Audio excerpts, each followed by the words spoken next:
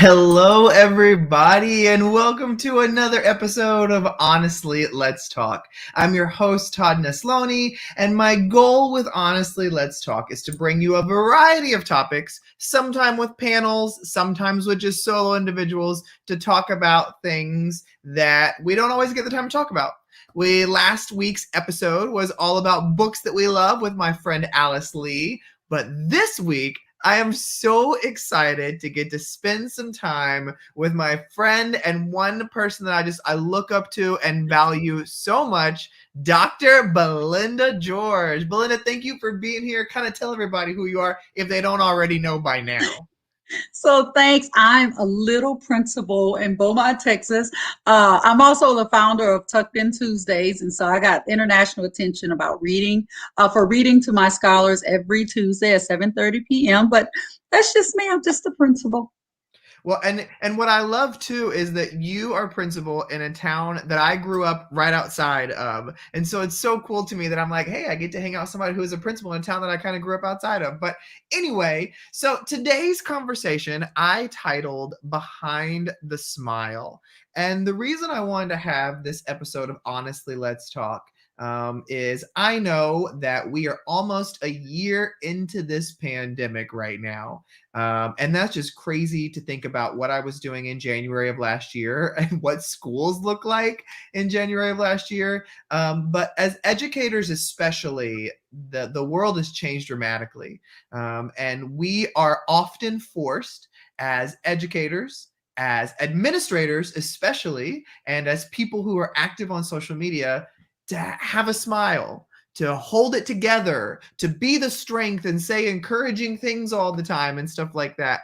But Belinda, you and I both know that even when there are social media feeds full of smiles and happiness, there are a lot of things going on behind those smiles too. And so I knew when I wanted to have this conversation today that you were the person that I wanted to talk with about this. And so, to kind of start this, how has the last year been for you? I mean, obviously things have been crazy with you. And for people who don't know, you've also have a rare health condition that you're dealing with that puts you at higher risk. So talk to me about, let's just start there. What has the last year been like for you during this pandemic? It's been my most favorite year. I know that's not. It has been my because it made everybody vulnerable. Everybody was afraid at the same time. So everybody would tell you the things that would make the situation worse. And so I got to know my staff on a whole different level, my parents, everybody, because everybody was willing to tell you why their story was worse than yours. And so their vulnerability was there. And so you got to learn a lot. So I'm that one principal is like, I'm like loving this year, but it's scary because we are dealing with COVID, and I said that, but it's really serious. And so I do have a very rare condition. It's called gastroparesis, and it's paralysis of the stomach. And so when I first started, it was minor. Like I would get this big belly. It's the closest I ever got to being pregnant. I would get this big belly from a sip of water, and I would go in the ER, get medicine. And then about in 2016, it just went bad. My hair fell out. I lost weight. I'm like 143 and I'm really little now, but I was like 119. Couldn't get out of bed. Couldn't eat. Couldn't drink water. Couldn't eat baby food. Then I was to a point I couldn't eat anything. Had to get a feeding tube and then got it out because I started eating. Had to get it back in. Then I had to get a gastric stimulator implanted into my stomach. And so every 3 months, I have to get my feeding tube changed because I'm a wild woman. And normally people with this disease that's as chronic as mine, they're bedridden. But here I am TikToking with this with this tube. So I have to get it changed about every 3 months. But knowing that and then weighing the kids, I mean, and it just made me more aware of everybody else's health and safety. So Well, you brought up there that you've been really battling this since 2016 is when it started to go haywire. And what immediately comes to my mind when you talk about this is you're one of those people with your personality that people who just meet you walking down the street or who just come into your school and meet you for the first time would never know that these health conditions are a seriously reoccurring thing in your life. And so, how do you walk that line of being like you're the leader of a school right now? So, you've got to portray that strength, that togetherness, you've got to bring the joy. But there are days where you can't eat anything or you feel absolutely terrible. How do you walk that line of holding it together, but still being vulnerable enough to let people know when you are at your breaking point?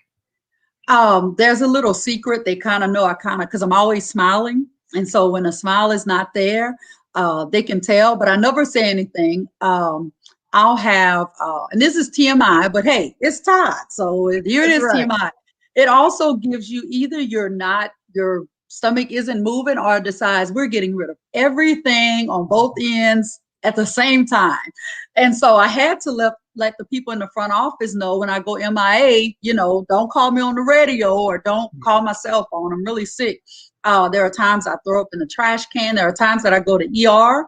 I get home at 2 a.m. and I go to work. And it is tough, but it's just something I love. And there's just a passion. And so some days I really should be at home, but I go. And the not eating part, I know some people think that's like, how could you not eat? Well, if something's sitting in your stomach, there's no room for anything to go in there. So I don't even have an appetite. So I can go 2 days and not even drink water because that food is just sitting there. But the way that I do it every day is I look at the kids and I always think somebody has it worse than me. And I know this will pass. Like this condition is chronic, but the symptoms aren't permanent. So I know if I just push through it, the pain is the only thing sometimes that will knock me to my knees. But if I don't have the pain, I'm going in, head in. Well, what I'd love to dive in there with is, before I became a principal, I thought, well, that job is definitely easier than being a teacher. Like they just sit in their office and then deal with stuff all day, and it's not that big of a deal. And then I became a principal, and I was like, what the heck? Nobody ever said that you have to deal with these hundreds of thousands of things all at the same time, all while everybody's yelling at you. And so, how do you kind of, for me, when I was a school principal, the kids are what kept me coming back every day, and the teachers are what kept me coming back every day. But that doesn't mean I always was able to hold it together. Like I know there were many days where I had to close the door and just tell my secretary, I'll be done in like 15 minutes. I just need to have a minute.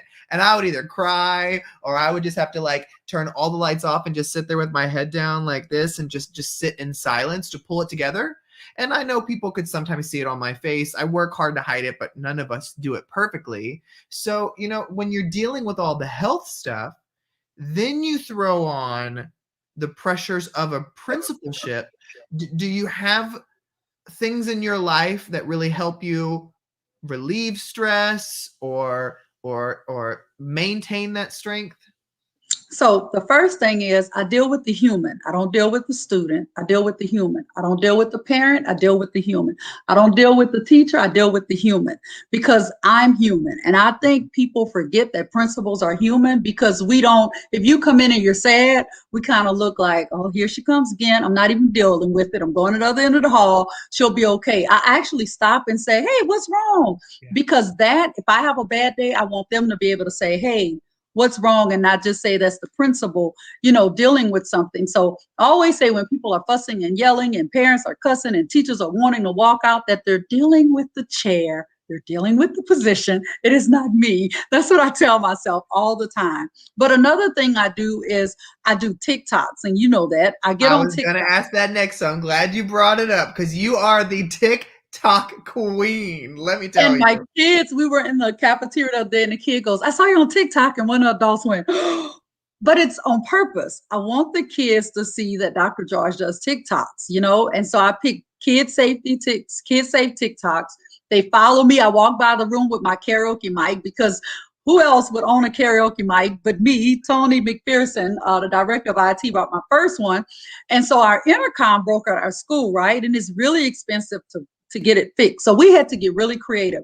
So in the morning when kids are transitioning, I take my karaoke mic, Bluetooth it to my phone, put it on high and dance down the halls up and down. I have 3 exterior buildings. I dance down every hall and I say, good morning, B building, or whatever building it is. So they know I'm coming. So they just come out in the hall because the principal is going to come and dance. But I have to like put myself every morning in a mental state of whatever I bring to the school becomes. Yeah. So that's one thing I have Well, to. well, I gotta say though, I gotta interrupt you here because you made a comment that, oh, I make these for the kids and they're so much fun. Nuh-uh. I see you on there, Belinda. You are making them because you are having the time of your life making them. When I see it, like I can't get into the TikTok. Like I'm not the person to make them. But when I saw yours, I was like, okay, I'm gonna download it because I want to go and see everything. So you can say that it's for the kids, but you're lying. I see how much, and I think even though your husband doesn't really make an official entrance often into them, I think he loves seeing you do them too. He does. Last night, I don't know if you saw the ones last night, but he was eating dinner and I didn't say anything. I just got my phone, I put it on, I practiced the TikTok back there, and then I came and he was eating dinner and he just looked up with this spark and he was like, oh my God. But Melvin tells everybody this: if you ignore her, she'll stop. You just ignore her. And he's right. On those nights when he's saying, get that camera out of my face, he's gonna be in 9 TikToks. And so he is right. If they just let me just have my moment, I'm okay. But if I have a hype man, that's it.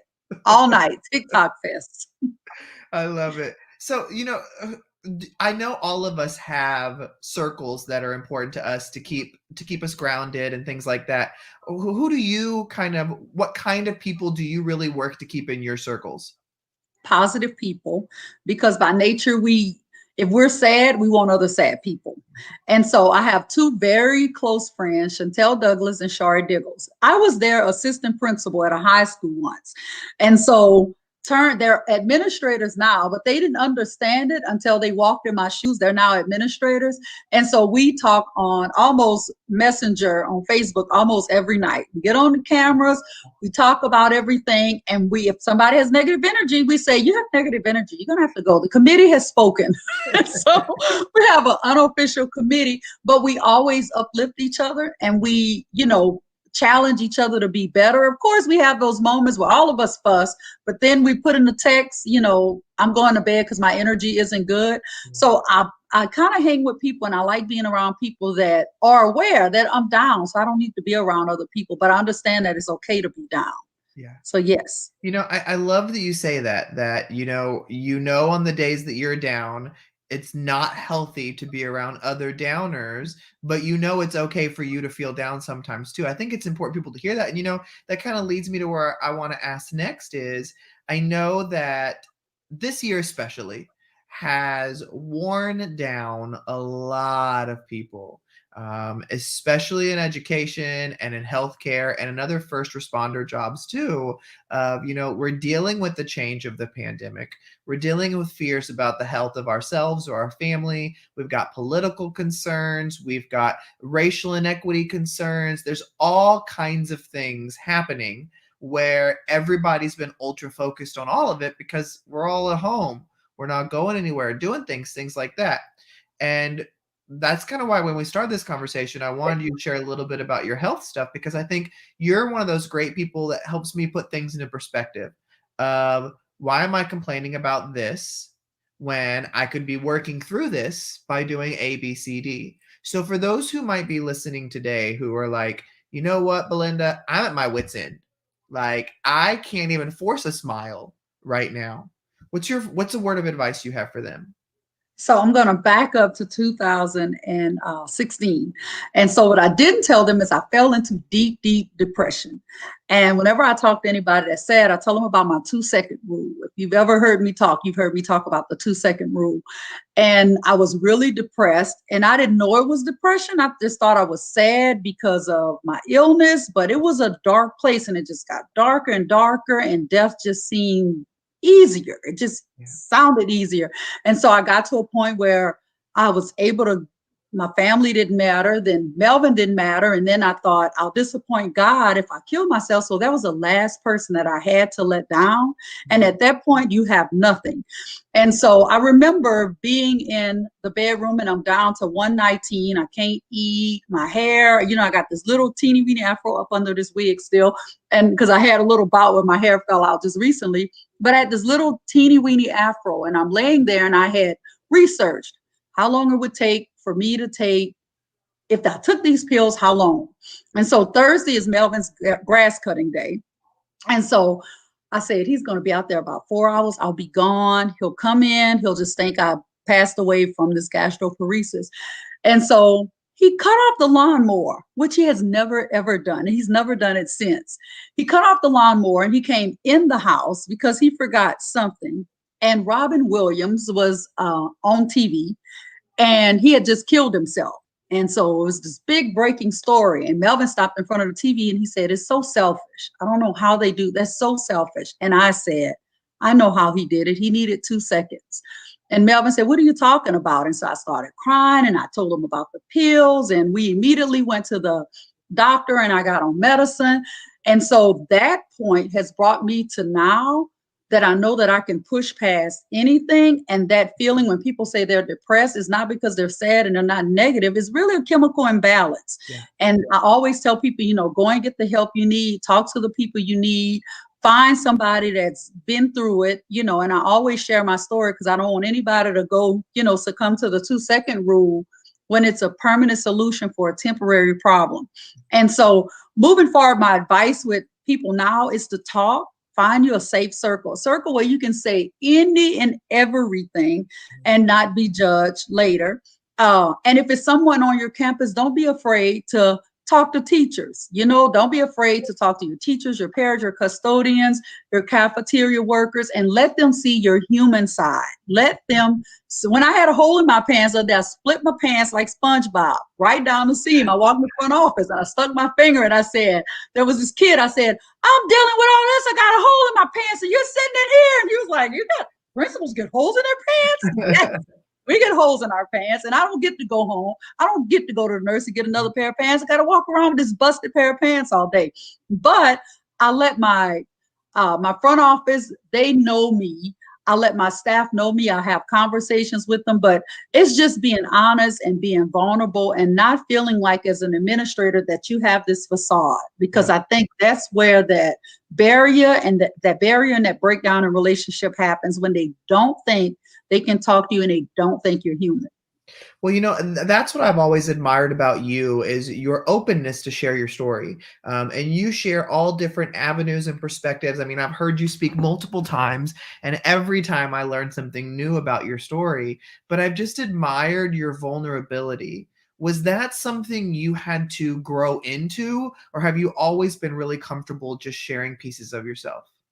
So I will tell you, as a child, I was bullied for being skinny. They would call me Back Girl because my bones would stick out in the back. And when you're like that, you learn to become the joke before you become the joke. And so I learned to just say what's going on before it even started to become a joke, which made me have to tell hidden secrets about myself before they were revealed.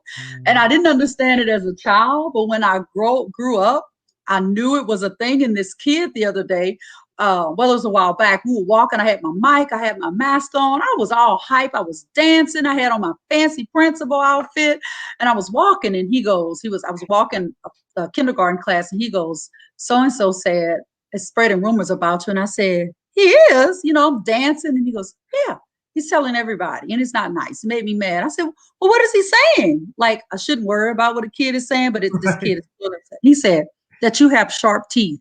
So I went, because I have these fangs. And I even had them filed down, right? I had them filed down. So I went, oh my God. He says, and you wear a mask to hide it because he saw you on TV reading a book. I said, oh, that is clearly not why I wear a mask.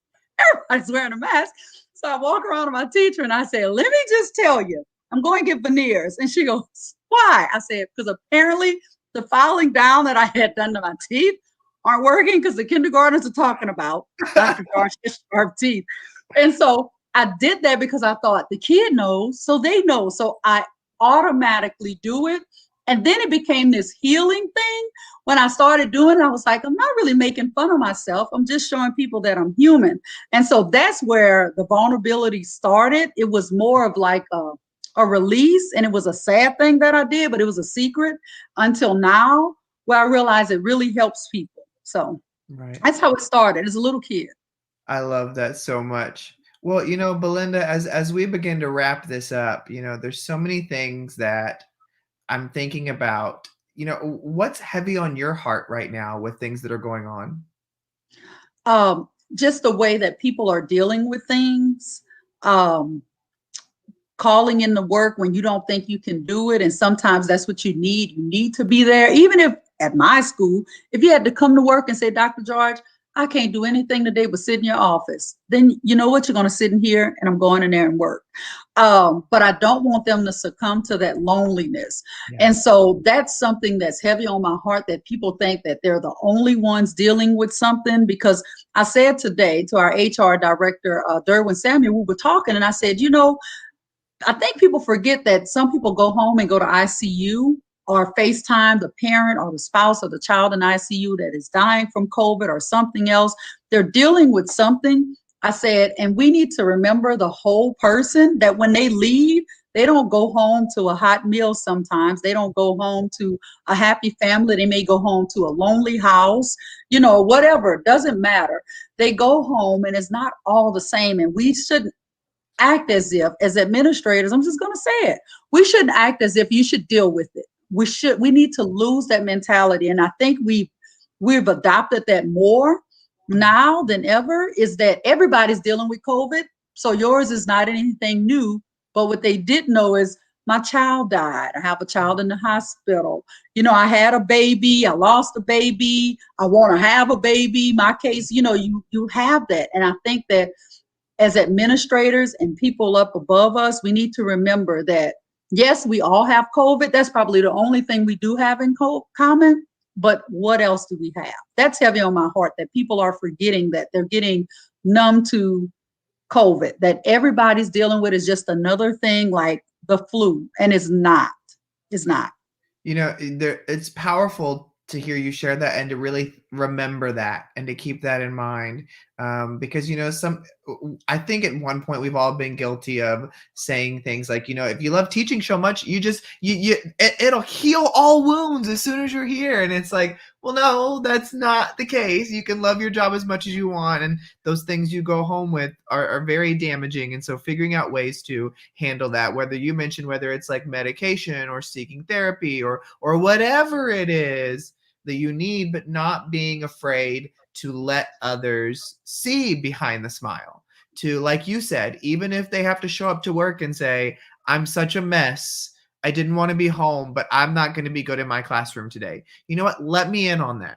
I can cover some things. I can help some things. But if this is where you need to be right now, I want you here. I don't want you staying home alone or home in a dangerous environment. Because, we've all been part as administrators, and I know you and I both have stories of helping kids in the middle of a night with CPS, or helping a educator have to go and find a new place to live last minute. And you don't let anybody else know because they only want it between you, and you carry that load, but that's your job. You help out, and you know that it's going to come back to you. But I think what you shared there was really important, people to remember that there are a lot of things going on. And COVID is the one thing we all have in common right now, because we're all dealing with that in different ways. But Belinda, as we end this, I just got to let you know, you are such an inspiration to so Mm. many. I love every single time I get to hang out with you. I learned something new again tonight, which I always get to do with you too. But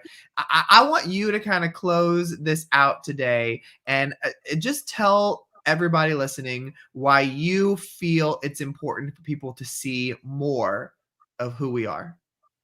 I think it's important because, as I said, we're all human. We're all human and we're all deal with things differently. But I think our stories can change the lives of others. I recently had um, a faculty member that I just thought, what do I do? What do I do? And because I persevered and I stayed fair and consistent, and I saw that they were human, then everything, all the wounds are gone. They're completely gone. So if you're an administrator or an educator and you're dealing with something that you think that you just can't get through, if you were wrong, admit you were wrong. Even if you're a principal, if you were wrong, say you were wrong and then write your wrongs. And don't write it just to say you don't want that on your record. Write it because it's the right thing to do. And so I think as administrators, sometimes we carry that pen, and that pen has so much power, and it can make or break. It can make that person break that 2-second rule. And so I always think about, if they walk out of here and I'm the last person they talk to, I don't want to be responsible. So that's one thing that we all need to remember right now, is that everybody's dealing with something, and on your worst day, you should be the best person. I love it. You're amazing. Thank you, everybody, for listening and watching another episode of Honestly Let's Talk. You can check out all the past episodes on iTunes, Spotify, YouTube, wherever you get your stuff. It's there. You can join every Thursday night live at 8 p.m. Central on my Facebook or YouTube page. And next week's conversation is going to be about dealing with grief and loss. So join in next week.